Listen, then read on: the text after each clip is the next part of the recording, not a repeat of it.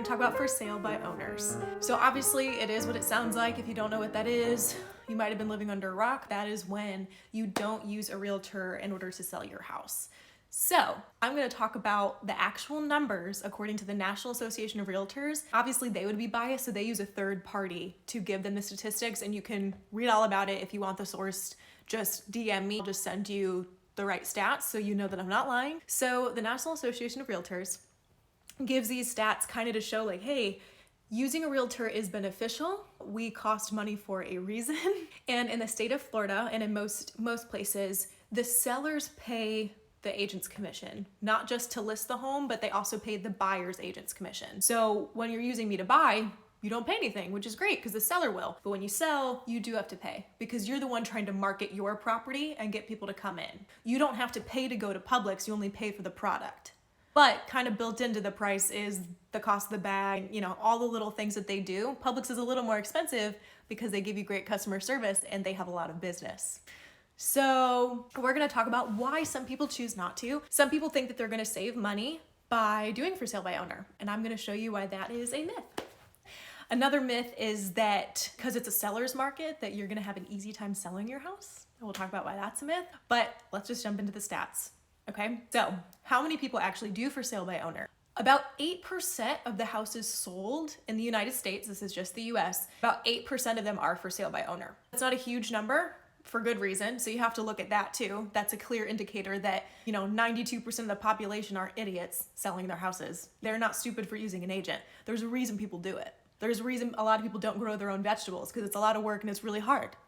Growing your own garden is really difficult, so you might as well go to Publix. So 8% of people do for sale by owner.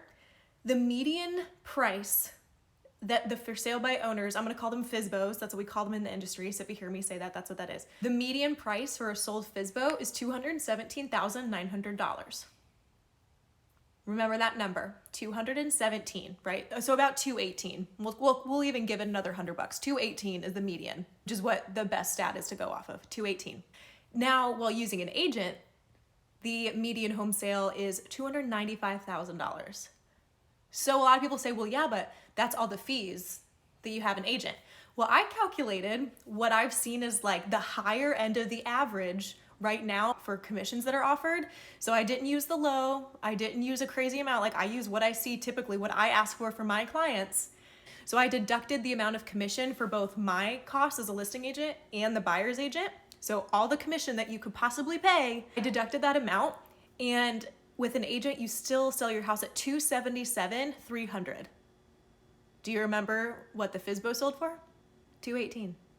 So you're leaving, if you for sale by owner, you're leaving a median amount of about $59,400 on the table. I feel like I can stop there. When I read that and I did the crunching of the numbers, I was like, oh, wow, because realtors are valuable. We help you in so many ways, and we're gonna talk about those and the top statistics for what stresses out FSBOs the most. Okay, so you're leaving about $59,400 even on the table. So just let that sink in. That is a high-end Tesla. That is a Mercedes. That's a nice car. That's your kid's college tuition, board, and food. That's insane. That's way more than my college tuition was, to be honest. So, how do people buy homes? That is important. If you are thinking about FSBOs, if you're thinking about doing it yourself, I know a couple people who have done it successfully because they're very smart, or they have time, or they've been in the industry before. Even still, they struggle, and we'll talk about the key factors that are different too. So how do people find homes? Well, obviously there's the internet, of course, but then there's also the classic sign in the yard. There's the MLS. So with an agent, you get access to everything. You get marketing. We pay for everything, and we have our own databases. So I send out emails and texts, and I have buyers, and I know all the agents in town that also have buyers. We all talk. I have 250 agents just in my office, and we have 2 other offices in the area. And then I know people in Claremont. I know people in Titusville. I know people in New York who ask me what I have on the market. You as a FSBO, you're not gonna have that, Mr. and Miss Seller. You're just not. So 88% of buyers use an agent to buy a house. So when you're a for sale by owner, how do you reach those 88% of people who are using an agent? Usually the MLS, and usually by word of mouth through agents, people that are talking. When people come into my office, they're like, Savannah, what you got going on this week? I'm like, oh, I have a new listing coming up. And they go, oh, and sometimes it sells before it even hits because we talked. You don't have that. You're missing out on 88% of people who are using an agent, and they trust the agent, which means they expect you to have that, right? They want you to have that. And that means that 88% of people are going to expect you to pay their agent when it closes. So you're already gonna be paying half the commission anyways. You might as well get the benefit for yourself and just pay the other half. Okay, this is a hardcore rant. So a lot of for sale by owners, I have one right down the road from me and I know them and they're very sweet and they're good people. But the only thing she did to market her house was put a sign in her yard. It was really windy the other day and the sign blew over and I was like, wow, your one piece of marketing is gone. So how many people do you think buy a house because they saw a sign? I have the stat. It is 6%. So the other 94% of people get it through open houses or through the internet, through the MLS, or through their agent. So only 6% of people get it from you sticking that thing in the yard, right? That's crazy. And a lot of people even selling land do that, and land takes forever to sell anyways. So if you just stick that on a tree next to your private property sign and beware of dog, do you think it's gonna sell very quickly? I don't think so. On to the next stat. So 89% of sellers use the agent, right? So we know 8% are FSBOs, 89 use an agent. The other few can be either weird new construction where the people didn't have an agent, or just discrepancies in the stats, you know, where they do that on the bell curve, where they do like the plus or minus 5 or whatever. I'm not a stats person. I have a friend that can fact check me. Maybe I'll post that later. So we know that about 90% of sellers are actually using the agent, so we have to ask ourselves why. And it's because selling a house is difficult. There's a reason that there's almost 2 million realtors in the States. There's a reason, because it is good. It's a good job. There's a lot of bad agents out there who don't know what they're doing and they think it's easy money, and it's not. You have to hustle and it's really hard, and there's a lot you have to look out for. You have to have a good agent on your side. So interview several, or if you interview the first one, you're like, dang, she knows her stuff, hire me. So with a FSBO, you think that I'm lying when people literally just put the sign in their yard. I'm not. That's not an exaggeration. 46% of FSBOs do absolutely no marketing. Zero. They just like hope, I guess. Or they know someone and they're like, hey, you want to buy it? Or they would Aunt Sally. I don't even know how they do that. But no marketing, no signage, no open houses, no, hey, Facebook, I'm going to pay $20 for a really tiny ad around my neighborhood. Nothing. 25% of people do get a yard sign. I'm proud of them. Good job, quarter of our FSBOs. So the reason people don't do marketing and they don't put signs in their yard is the same reason that they didn't want to list in the first place, and that's because they think it's saving them money. They're like, oh, well, open house signs are expensive. Yeah, they are. That's why I pay for them and you pay me. Oh, but putting a sign in the yard that's not going to blow down when we leave is expensive. Yeah, that's why you hire me, because I pay for it. What I'm saying is, it costs money to make money, y'all. And that's why the people that hire the agent make $59,000 more. Because I do my job right. Realtors do their job right. So if you don't want to spend the money, you're not going to get the reward. It's going to take more time to sell, and we'll get to that too. So the most difficult tasks ranked by FSBOs, what they say is why they end up not using it, because 90% of the FSBOs end up listing with an agent. That's a great stat, because they're like, oh, this is harder than I thought, or oh, we're not selling, oh, this sucks. Give it to the agent. Don't even stress about it in the first place. Don't even, like, guys, unless you want to be a realtor, don't try to sell your own house. It doesn't make sense. So, most difficult tasks. First one is prepping the home for sale. That's going to be difficult for everyone. Even my sellers have a difficult time, because I go in and I'm like, y'all, you got to change this, and this for people to like it. And I'm honest. And then I hire a stager who comes in and helps you do that. And I've told my clients, if you need help doing a declutter day, I will be there. And I have been there. You saw my last reel where I literally painted a room in the dark. It was horrible. We're not going to rehash it. But like, I'll be there for you. That is, I want to help you. Don't take advantage of me. Like, I'm not going to clean your baby bottles and do your dishes for you. But like, I'm here. If you have a deep clean day, I'll get on my gloves and put a bandana in my hair and get it done. So that is the hardest thing for a lot of people. And because they have to take pictures of the house, they don't know how good it is, they don't know how to upload it to the internet, they're like, oh my gosh, prepping the home is really stressful. It's gonna be stressful regardless, so why have the added stress of doing everything yourself and not knowing what's important? I have a lot of clients who are like, okay, well, is it really important for me to paint this wall? Sometimes it's not. sometimes if it's really not that offensive of a color and you don't know it's offensive or not, me and my stager will. So like salmon color, always paint it. But like a dark green, it could go one way or the other depending on the space it's in. And you need professionals to tell you that. You need us to know what's gonna look good in the pictures.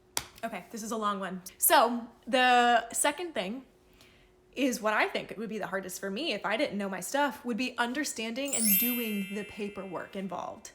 Some people think it's easy because they've sold a car by themselves. They're like, oh, it's just a transfer of title. Guys, it's a lot of work. Like a lot of work. I still read up on my broker forums and I've written so many offers. And I'm not a legal attorney, so I cannot interpret the contract, but I've had trainings. I have a broker who is a real estate attorney behind me. So any questions, I have him essentially on retainer. That's why I pay him a commission. So it's really hard to know what's right. And if your house is built before 1978, guess what? You need another disclosure. Oh, if you're in an HOA, another disclosure, but it must be the right one. Otherwise, you're in an invalid contract. You want to know that someone's doing it right. And especially because if something's wrong, and say that I was doing the house and I was not an agent and I did something wrong in the paperwork for Ryan and I's house. Ryan would be so pissed if he found out that I did something wrong. He'd be like, what? Like, what were you thinking? Did you not research enough? But if I'm the little third party and if I do something wrong, no one's gonna be mad at you, husband or wife. They can't get mad at each other, they just get mad at me. I am the sounding board for everything during the transaction. You can be mad at me because I know it's not personal. People get mad at me all the time. And it's usually not my fault. I think like 99.9% of the time it's not my fault. There's one time I messed up, but not big. We're gonna breeze past that. It was like a letter I wrote to the wrong address. It was very, very, very simple. But you need someone that knows how to do the paperwork and who knows where to get it and what little numbers at the bottom mean what. I'm not allowed to fill out the seller's disclosure. Did you know that? Did you know that no one except you is? And that you can get a huge lawsuit if you fill it out incorrectly and you knew something was latently defected? Did you know that? No, probably not. Especially first-time home sellers, they really don't know anything. Like Dave Ramsey, I'm sure could sell his own house. Do you know who that is? He's awesome, and I have his book on my shelf right there. It's a blue one. He has his real estate license, has had it since he was 18. He's like in his 50s, I think, maybe 55 or something, and he still hires a realtor. He's bought and sold probably hundreds of homes because he has so many investment properties, and he still hires one. That's a case in point as well. So the third thing, long rant, but the third thing that FSBOs find the hardest is getting the right price for their house. And obviously we talked about the huge disparity between using an agent and not, and the price that they leave on the table, but they don't even know how to price it because they're like, oh, well, I'll just look online and see what sold near me. I'm like, okay, but you can't see the credits they got on that. I can. I had a house the other day. I was at a listing appointment and one of the houses down the street sold for like 10 grand more than we were thinking. And it's because they had a 10 grand credit for closing costs, but only I could see that. So I had to tell my client like, no, we should not price your house that expensive because look, they actually didn't get it for that. And an appraiser sees what I see. So there's so much more that you don't know and that's just stressful, and you don't want to price it wrong because that means that people aren't going to come see it, because if it's priced too low, they're going to think something's wrong with it. Just like at Goodwill, you're like, there's a reason it's cheap because it's used. Or at Ross, I got a shirt that had the tag on the wrong side. I bought it because I was very poor at the time. You know, you buy it, but you know that there's a tag on the wrong side because something's always wrong if it's cheap. So you want to get the right price because you don't want to leave money on the table. And obviously FSBOs, remember, leave $59,400 on the table. And you also don't want to price it too high because same thing, people won't come. They're going to be like, I can't afford that. They won't even come see it. Just like when you're in Millennium Mall and you walk past the Gucci store. I have never once walked into that store because I'm terrified that they're going to see that I'm a fraud and that I cannot afford that $20,000 handbag, because I can't. It's the same thing applies to houses. People won't come to something that they can't afford. They just won't waste their time. The next thing is selling in their desired time frame. And I think that's pretty obvious because when you don't have an agent that's on it and doing their thing and pricing it right and prepping the home and doing all those lovely things that we do, it's gonna take longer to sell. It just is. So you're not gonna be able to move as quickly as you want. You're not gonna be able to see your grandbabies or as soon as you want, or get to the coast, or whatever it is that your goal is, or downsize or upgrade. And if you start looking, you find that perfect house, and you can't sell your current one, that might hurt you. You wanna sell quick, so we're gonna help you as realtors sell as quickly as possible for as much money as possible. And then the last thing is having the time to do it all. Those are the top things on their list. They're like, I just don't have time. And that is why I have a job, to take all that off you, because it is a lot of time and effort and expertise, and that is what I'm here to help you with and help you do. That's all I do, is I serve you. Of course, everything is figure outable. I could technically probably put my own cast on my foot if I broke it, if I did enough research. But why would I do that when I can just go pay someone to do it? Why would I do that? Smarter, not harder, y'all. And you get money doing it. That's all I have to say. That was a lot I threw at you, but all in all, my very biased but also very researched into statistical opinion is that you net more money selling your house with a realtor than doing it yourself. This is Savannah Wanker with Real Savvy, a show of interviews, updates, and absolutely no outtakes. Thanks for watching. How do I stop you? There you go. So I also forgot to mention, I mentioned it very briefly at the beginning and said I'd talk about it and didn't. If you don't care about this, it's okay, just tap and swipe, I don't care. But I was gonna say that just because it's a seller's market does not mean that your house will sell easily. I have stats to prove that, and it's that in Orlando right now, even with the crazy inventory and crazy sales we're having, the average amount of days on the market is still 45. So tell me how everything is selling quickly. Like, yes, inventory is down, but what I see is things sell quickly when they're done by an agent, and I'm not exaggerating. Like, I look at the MLS and I study it, I'm like, why didn't this sell? And I'm like, oh, either because it was not a good agent, I won't mention names, or it's just like, oh, they just didn't list it with an agent, or literally they have one picture on the MLS because they were just like, hey friend, you're a realtor, right? Throw it up. You have to have a good agent have your back to sell your house quickly, even in a good market.